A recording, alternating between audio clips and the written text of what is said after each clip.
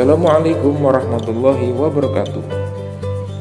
Kembali lagi dalam pembelajaran PPKN, yaitu materi kelas 7 semester 1. Kali ini kita akan membahas tentang penetapan Pancasila sebagai dasar negara yang berhubungan dengan pembentukan PPKI. Dan ini adalah lanjutan dari materi sebelumnya, yaitu tentang sejarah perumusan dasar negara yang berhubungan dengan pembentukan BPUPKI. Pada tanggal 7 Agustus 1945, BPUPKI dibubarkan karena dianggap dapat menyelesaikan tugasnya, yaitu menyusun rancangan Undang-Undang Dasar bagi negara Indonesia merdeka. Sebagai gantinya dibentuklah PPKI, atau kalau dalam bahasa Jepangnya Dokuritsu Junbi Inkai. PPKI ini diresmikan oleh Jenderal Terauchi pada 9 Agustus 1945 di kota Ho Chi Minh, Vietnam, yang dihadiri oleh Insinyur Soekarno, Muhammad Hatta, dan Rajiman Weddiodiningrat. Keanggotaan PPKI diketuai oleh Insinyur Soekarno dan Muhammad Hatta sebagai wakilnya, sedangkan seluruh anggotanya terdiri dari 21 orang. Adapun tugas PPKI itu sendiri yaitu meresmikan pembukaan dan batang tubuh Undang-Undang Dasar 1945 dan melanjutkan hasil dari BPUPKI, peristiwa Rengas Dengklok. Pembentukan PPKI ternyata mendapatkan tentangan dari golongan muda, karena golongan muda menganggap PPKI adalah sebagai suatu badan bentukan pemerintah militer Jepang yang sudah tentu memiliki pemihakan terhadap Jepang. Golongan muda tidak begitu menyukai dibentuknya PPKI, sehingga PPKI yang semula berencana mengadakan sidang pada tanggal 16 Agustus 1945 tidak dapat dilaksanakan karena ada peristiwa Rengas Dengklok, yaitu peristiwa penculikan Insinyur Soekarno dan Muhammad Hatta ke Rengas Dengklok oleh golongan muda. Peristiwa Rengas Dengklok ini berhubungan dengan menyerahnya Jepang kepada sekutu pada tanggal 15 Agustus 1945, sehingga golongan muda ini mendesak agar kemerdekaan itu segera dipersiapkan.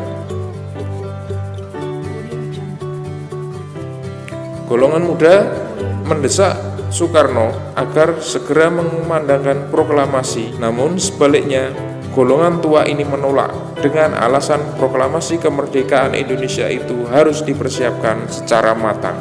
Puncak dari perbedaan pendapat antara golongan muda dengan golongan tua yaitu peristiwa Rengas Dengklok, peristiwa penculikan Insinyur Soekarno dan Muhammad Hatta oleh golongan muda yang dibawa ke Rengas Dengklok oleh beberapa tokoh golongan muda, yaitu Adam Malik dan Khairul Saleh, dengan tujuan agar Insinyur Soekarno dan Muhammad Hatta tidak terpengaruh oleh Jepang dan meminta agar segera melaksanakan proklamasi kemerdekaan Indonesia.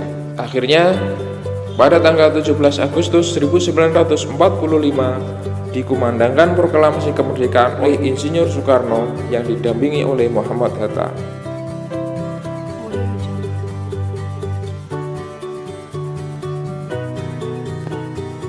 Selanjutnya, tugas PPKI adalah mengadakan sidang. Sidang yang pertama dilaksanakan pada tanggal 18 Agustus 1945. Kemudian sidang yang kedua pada tanggal 19 Agustus 1945 dan sidang yang ketiga tanggal 22 Agustus 1945. Untuk sidang yang pertama pada tanggal 18 Agustus 1945, hasilnya yaitu 1. Menetapkan dan mengesahkan Undang-Undang Dasar 1945. Yang kedua, mengangkat Insinyur Soekarno sebagai presiden dan Muhammad Hatta sebagai wakilnya. Dan yang ketiga, membentuk Komite Nasional sebagai badan pembantu presiden sebelum terbentuknya DPR dan MPR.